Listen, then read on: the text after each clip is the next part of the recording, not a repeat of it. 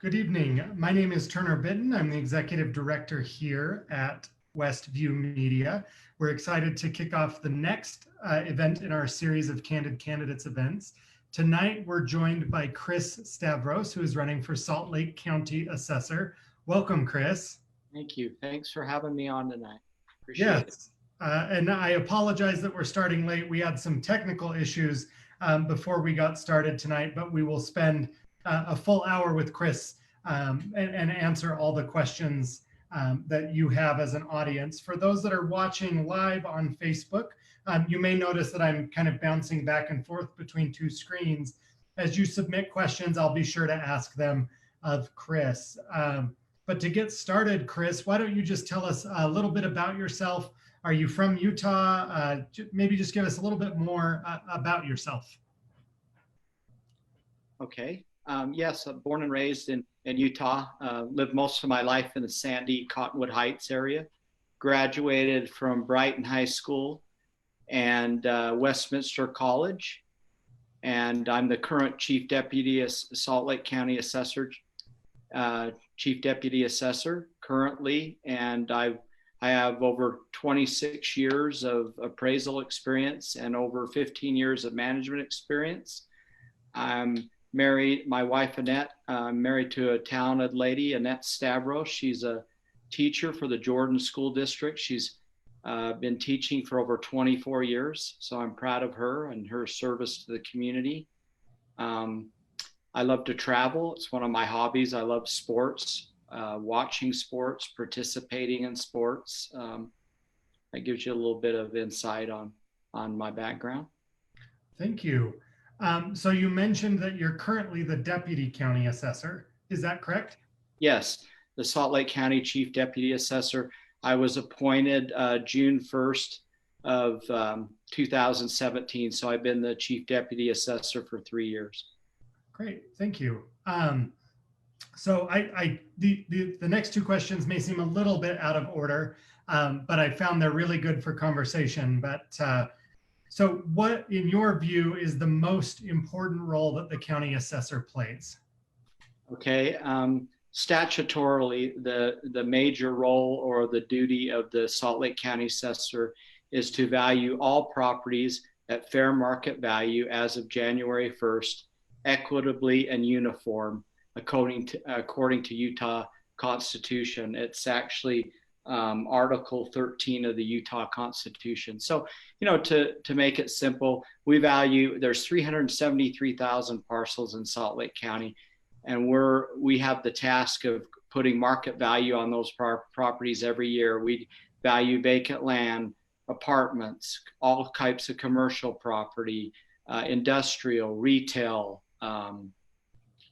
condominiums, single family residences and PUDs, vacant land. So that's our job, to value all parcels at market value as of January 1st for property tax purposes. Thank you. And the difference between the county treasurer and the county assessor is that you are determining the value of properties and they are then issuing the tax, correct?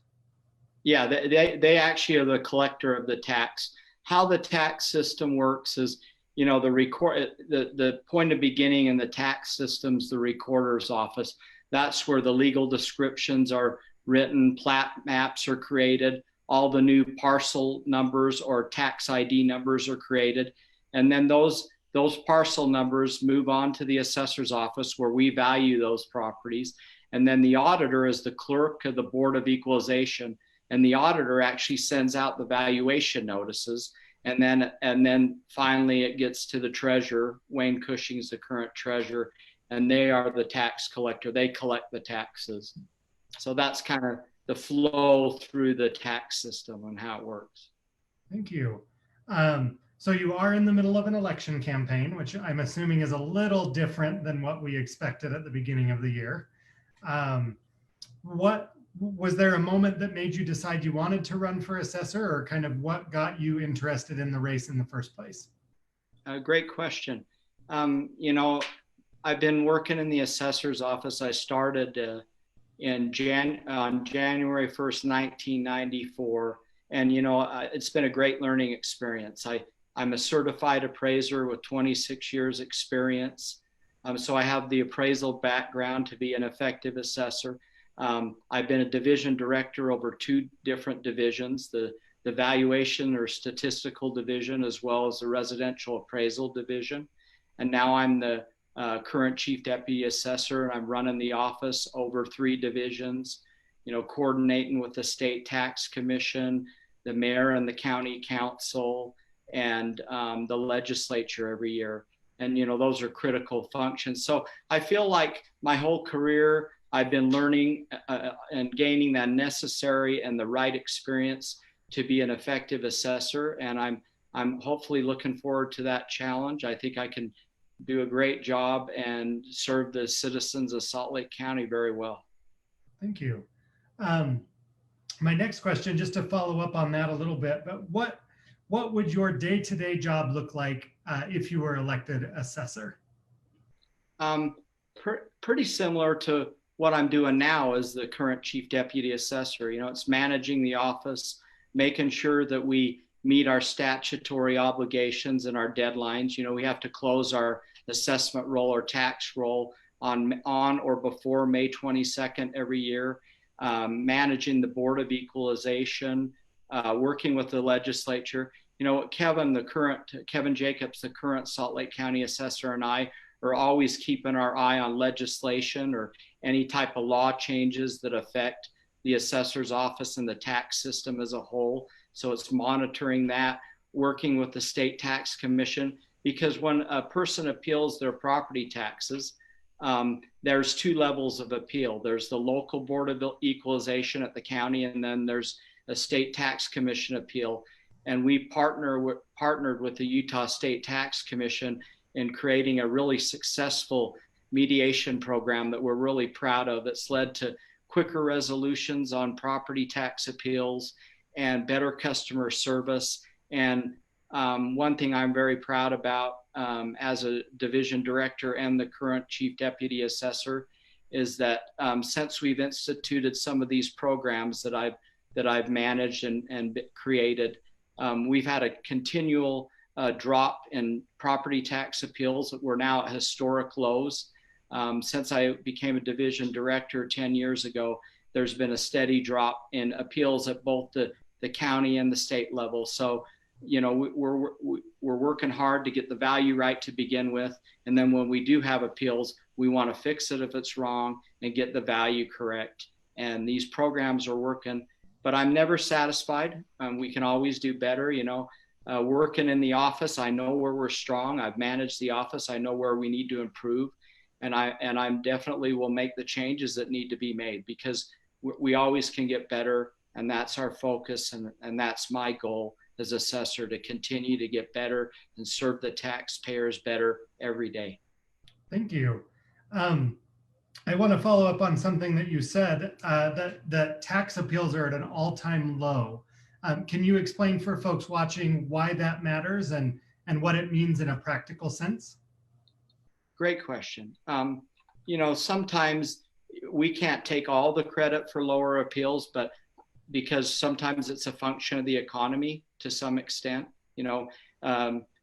Appeals vary based on economic conditions changing, but a lot of the things that we've done have been extremely effective. This mediation program that we've initiated with the state, we try to get together with the taxpayer, talk about the value, see where the issues are. If we can resolve it, and save time and not go to court and get a resolution that works for both sides, that's the ultimate goal.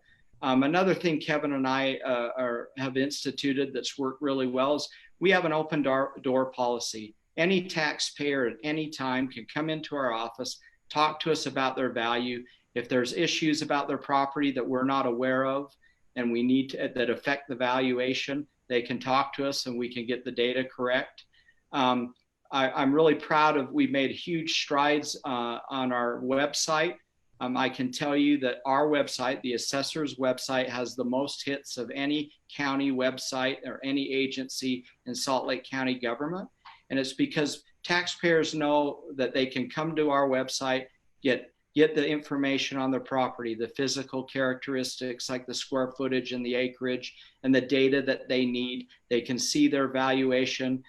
They can communicate with us. So I think there's a good flow of communication between our office from a technological standpoint, and then we have the open door policy where we want to work with people and get it right. And we want, quite honestly, I mean, we want the taxpayer to have a very good customer service experience. We want them to feel confident that when they go to our website or they talk to us face to face or over the phone, that they're going to get their information, correct information on their property. And if it's wrong, we want to correct it. I mean, it's hard. We value 373,000 parcels. We're going to have some parcels that are unique or difficult to value, but that's when we need help from the taxpayer. You know, another thing we've done that's really helped is we've sent out questionnaires to the taxpayer saying, this is what we have on your property. This is the data we have. Is it correct? If not, you know, email us, tell us, call us, let us know, because, you know, the data, we need accurate data to get accurate valuations, and we strive every day to get accurate information, which in turn leads to accurate values. We work hard on that. We've instituted new quality control processes where we really deeply scrutinize and query our data constantly, looking for errors, looking for data that doesn't make sense. Like, for example, if your finished basement area is greater than your basement area, that's a problem. You know, that's a flag. We have all kinds of edit flags in our system to catch those things. But, you know, we're constantly looking at where we can improve those things and get them better. And we've made huge strides on the commercial valuation side. When I became a director 10 years ago, we worked in conjunction with the assessor at that time. It was Lee Gardner was leaving, and it was Kevin Jacobs had just been, he was chief deputy at that time. And then a couple of years later, he became assessor. But we reached out to industry experts in the commercial field. We brought in statisticians to evaluate our valuation process and show us where we can improve. And right now, I'm proud to say that we have built regression models on apartments, offices, commercial condos. This year, we're going to value through our regression modeling system, industrial properties, and then next year, retail. So by the end of by 2 more years, we'll have valued all of the major commercial use types with our new technology, state-of-the-art technology and regression analysis, and our values are performing very well. You know, the State Tax Commission is our regulatory agency, and they check our values. You know, they audit us every year after we close our assessment rolls to make sure our valuations are accurate and in compliance, and they do a sales ratio study and and that's public information. You know, taxpayers can go look at that, and they'll see, you know, as a whole, that we value properties very well, but we always want to get better and improve. Thank you. For those who are watching, can you explain what a regression model is? Yeah, it's a statistical process, but to simplify it, you know, you have you have a dependent variable that you're trying to predict, sell price or market value. And then you have independent variables that affect value, like square footage, acreage, building style, exterior wall type. These are all factors. So we use regression analysis to determine the effect of those items on value, like location. You know, in our residential, we have over 750 residential neighborhoods that we stratify. And what I mean by that is we have 750 different location definitions or boundaries to differentiate location. So we can capture the location component and all the other features that affect value through multiple regression.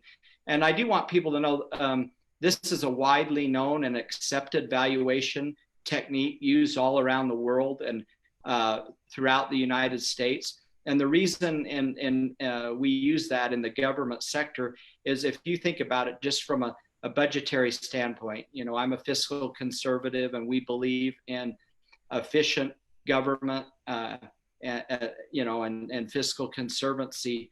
And so we're trying to give the best product we can and be at or below budget every year because we owe that to the taxpayers. But if you think about this, if we took 373,000 parcels and we spent $450 as the average price for an appraisal, it would exceed our budget 10 times. So we have to use mass appraisal techniques and statistics to gain economies of scale and efficiency and value properties on a mass level, because we don't have the kinds of budgets or resources to have individual fee appraisals done. Plus, quite honestly, these mass appraisal techniques are more accurate and they're statistically sound. Thank you. I'm going to give you a break for just a second because we've peppered you with questions, and just remind folks who are watching live that if you have questions for Chris, feel free to put them in the chat and we'll ask them. We've received 2 audience questions. The first, they're both from George, excuse me. But the first question from George is, how can you develop a good working relationship with the state legislature? And you kind of talked about this at the beginning, but I'd like to give you an opportunity to address that again. It's a great question. The legislature impacts all of us. Laws are created every year that affect all of the citizens of the county, and property tax and our programs as a whole. So what we try to do is we actually create a bill tracker every year, and we at the initial starting point of the legislature, we try to identify any bill that in any way is related, not just to the assessor's office, but to the tax system as a whole. So we try to educate ourselves on the legislation that's out there. And then we work closely with UAC, the Utah Association of Counties, and Lincoln Sturps helps us. He helps us on the government side work with individual legislators on bills. I mean, we always are involved in helping draft bills and modify bills. Quite honestly, I mean, it's our obligation to make sure that legislation isn't passed that harms the taxpayers or makes it difficult for us to meet our statutory obligations. So we take a lot of pride in that, and we are very actively involved from the minute the legislative session starts until it ends. And even when there's special sessions throughout the year, we're cognizant of the bills that are out there, and we want to protect the taxpayers, because I can say without hesitation, I care about every taxpayer in Salt Lake County, and we want to get it right, and we care about the laws that affect the citizens, and we owe it to them to do our due diligence and make sure that the laws that are passed are friendly to the citizens and are accurate and help the tax system as a whole. Thank you. We covered this a little bit at the beginning, but I'd like to give you an opportunity. I believe you said you were a certified assessor. I'd like certified. Great question, by the way, because there's certain designations that we have as appraisers in the government sector versus the private sector. I actually have a certified general designation from the Utah State Tax Commission, and basically what that does is it allows me to value all types of property, commercial, residential, vacant land, for property type tax purposes, not type. And then I actually hold the license with the Division of Real Estate, and we have all our appraisers. In order to run for assessor, I'm sure you're aware, you have to have an appraisal license to even file for election.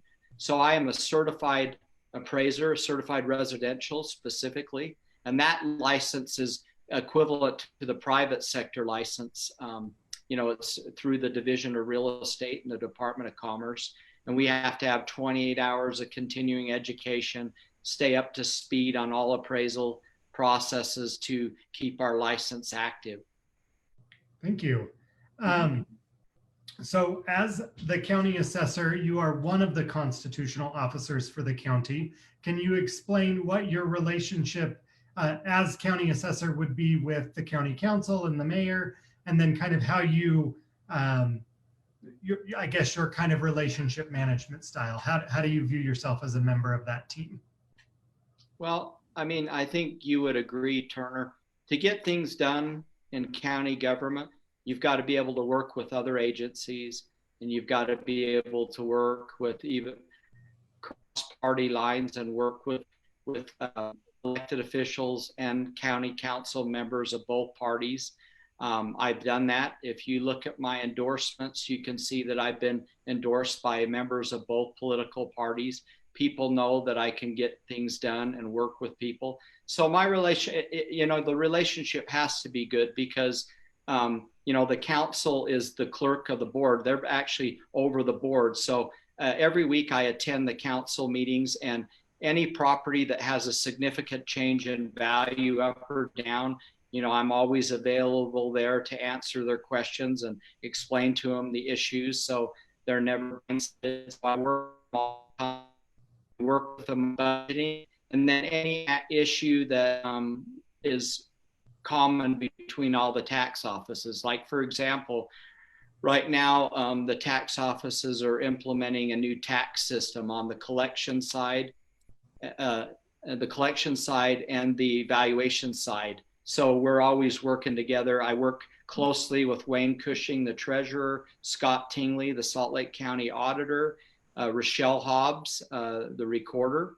and all the tax offices, tax administration included, in the council. So that's that's one thing that people need to understand, that being an effective assessor requires so much more than just being an appraiser. I mean, we have a great staff and tremendous people that do great work for us, that go out every day and appraise properties and collect our data. But being an effective assessor requires the ability to work with the legislature, work with the council and the other elected officials, and the state tax commission, who's our regulatory agency. And all of those things I've had experience doing as the current chief deputy assessor and as a division director over 2 divisions prior to that. Thank you. I think that's helpful for folks to understand, and I appreciate your response. The next question is an audience question, and I don't know if it's necessarily topical to your position. If it's not, please feel free to let me know. But George asks, what's your position on the Olympus Hills development? I'm not on the council, so I didn't have to vote on that position, but that's a difficult issue. If I was on the council, I would have voted against that, because I feel that development didn't have, there wasn't, the planning needed to be done about where the water was going to come from and all the issues related to a development of that size. There would be transportation and infrastructure issues. So I felt like at the time that the cities and the county involvement, that would be a difficult project to successfully go forward on without having those things in place. And all those things need to be looked at, right? Water availability, infrastructure, accessibility, all those things. So I would have voted against that development, but I'm not on the council. My main focus here is to be totally focused on my race and the statutory responsibilities of the Salt Lake County Assessor's Office. And that's what my motivation and focus is. But I do appreciate that issue. It was a big issue in the community. Thank you very much. I'm going to kind of move back to the prepared questions, but I'd like to remind folks who are watching live, if you have questions, please feel free to submit them in the chat and we'll be sure to ask them. You've mentioned multiple times that you are overstaffed and that you oversee multiple divisions. I'd like to ask just kind of your general, and it can be 10,000 foot view, general thoughts on your management style and kind of how you align a team to accomplish a mission. Great question, by the way. My management style is I like to empower the people that work for me. I'm fortunate enough to have 3 outstanding directors. We have 3 directors in the office, so one over the personal property division, one over the commercial division and the residential. So, I mean, I like to empower those guys, let them work with their managers and staff. You know, ultimately the buck stops with me. I have to make sure that we meet our statutory obligations and our deadlines and our goals. But I like to empower the people that work for me and believe in them, because we have outstanding staff and great people. We have a tremendous valuation team led by Tyler Andrus. He does a fantastic job, and Preston Taylor on the commercial side. So I have a lot of talented people around me. So I try to give them the resources that they need and the support to get the job done, because it's a daunting task to value 373,000 parcels, but we do it every year, even in the midst of budget cuts, which has, you know, affected all the tax agencies and the county as a whole due to COVID. You know, we try to find economies of scale, and we try to find ways to be more efficient. And I'm always fighting for the taxpayer and making sure their tax dollars are spent wisely, and that we are as efficient as we can be and provide the service that the taxpayers deserve. Thank you. So I'm going to follow up a little bit on the valuation of 370,000 properties. I imagine you don't have a giant notebook that you're doing that on. So could you explain for viewers what that process looks like, just at a very, I guess, technical level or a day-to-day operations level? Sure. Of course, in order to value 370,000 parcels, we have to collect the data on those parcels. We collect over 150 variables depending on the type of property. On commercial, even more. I mean, we look at street types, we look at acreage, we look at square footage, building style, exterior wall type, quality of construction, effective age or condition, which is effective age is the economic life based on the condition. We look at remodeling, you know, all the factors that affect value. So the first goal is on all the new properties plus the existing properties, we have to review the characteristics and get them right. Then we take all the sales information, and on the commercial side, income information, rents, leases, and we analyze those using our statistical techniques and regression modeling like we discussed before. And we do value and update our values every year. We physically review the characteristics of every property in the county at least one time every 5 years. If a property has building permits that are issued on it, remodels, we visit those properties when that happens immediately. But we are required by law to review a detailed review of the physical characteristics, a minimum one time every 5 years, but we usually review them more than that, you know, because they might have been appealed. So we would look at it then, or there's a building permit taken out. So it's a lot of data collection, running queries, looking for data discrepancies, errors, analyzing the market. You know, we don't create the market, we interpret the market. We take the sales and the income information that we collect, and we do a lot of work to collect that information. We send out questionnaires. You know, any way that we can get more market data and information, we do. And we analyze that, and it's a long process. I mean, quite honestly, we close our tax rolls on May 22nd. We rolled in a new tax year on the 23rd, and the process starts all over again from start to finish. So it's a lot of fun. I mean, it's a great challenge, but we like what we do. Yeah, well, thank you. I just received another audience question. Lee asks if your office is involved in tax increment financing deals. Do you provide the information, or are you involved in that at all? That is more the auditor's function than ours. The only part of it that we are involved in is we have an expert in our office, that Shanna Castellano. Our part of it is making sure all the right parcels are in the right tax district.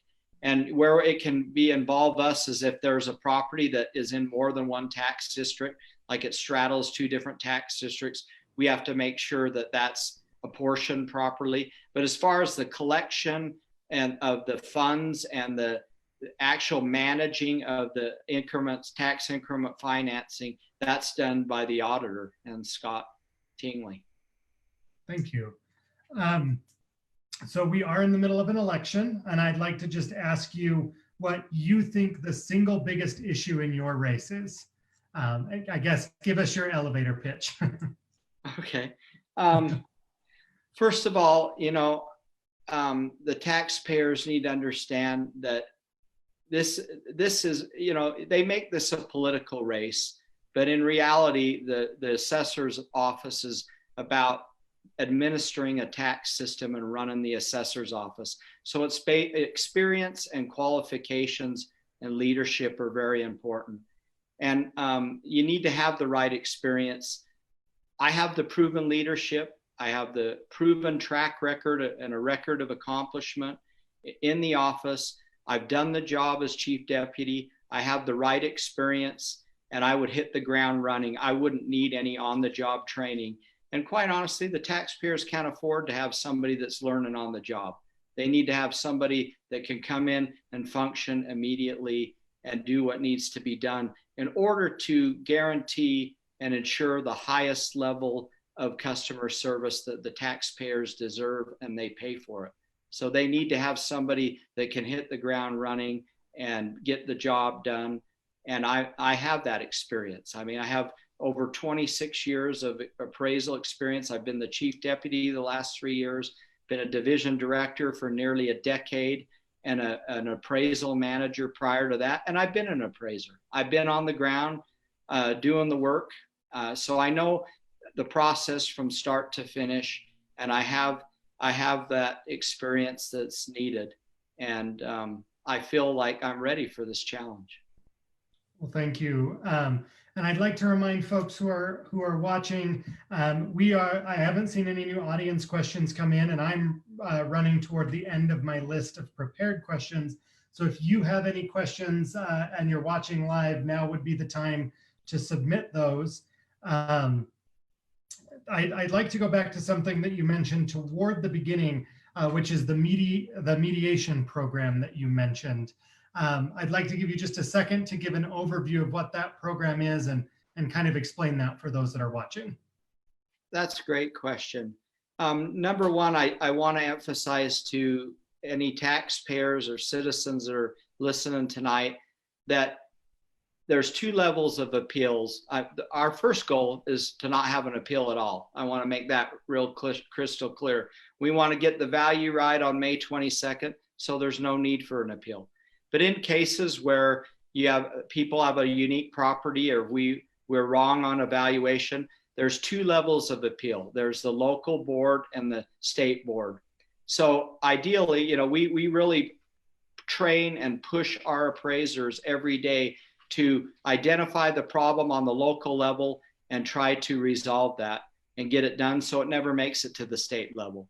But on the properties that do appeal to the next level and go to the state tax commission, there's two levels of appeal. The first level is the mediation or initial appeal, and then there's a formal appeal. If the taxpayer is unsatisfied at that level, they can take it to a formal appeal. And ultimately, if they wanted to, they could go to district court. That very rarely happens. But how the mediation process works is first of all, we try to reach out to the taxpayer before the scheduled mediation date even occurs. And we want to meet with them, make sure their data is correct, make sure that we've identified the issues that affect the value. And a lot of times before the mediation even happens, we've resolved the appeal. But in cases where, the difference between the taxpayer's requested value and our value is quite a bit of a difference, and we're going to a mediation level, then we actually have a mediation. And we've worked and partnered with the tax commission. Former tax commissioner Darcy Pignanelli worked with me at the ground level to get this going. And now current tax commissioner Rebecca Rockwell has coordinated with me to keep this thing going.